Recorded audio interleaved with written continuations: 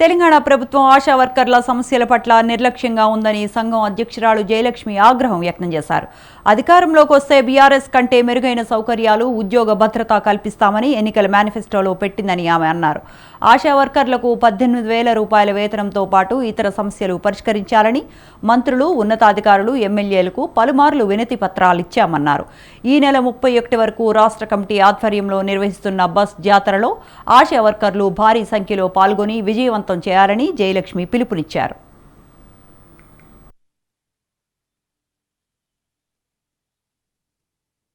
ఆశా వర్కర్ల రాష్ట్ర బస్సు జాత ఇప్పుడే కామారెడ్డి జిల్లాకు చేరుకుంది. ఇక్కడున్న ఆశా వర్కర్లు అందరూ కూడా పెద్ద ఎత్తున ఘన స్వాగతం పలికారు. ఈ జాత ఈ నెల 15వ తేదీన నిర్మల్ జిల్లాలో ప్రారంభమైంది. అన్ని జిల్లాలు తిరుగుతూ 31వ తేదీన హైదరాబాద్ ఇందిరా పార్క్ వద్ద పెద్ద బహిరంగ సభ నిర్వహిస్తున్నాం.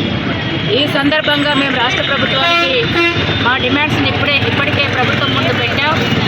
ముఖ్యంగా మాకు ఆశా వర్కర్లకి 18,000 ఫిక్స్డ్ వేతనం వెంటనే నిర్ణయం చేయాలి. ఇప్పుడు జరుగుతున్న అసెంబ్లీలో ప్రకటించాలని మేము ప్రధానంగా డిమాండ్ చేస్తున్నాం. అట్లాగే పిఎఫ్, ఈఎస్ఐ సౌకర్యం, ఉద్యోగ భద్రత, ప్రమోషన్స్ తదితర అన్ని సౌకర్యాలు కూడా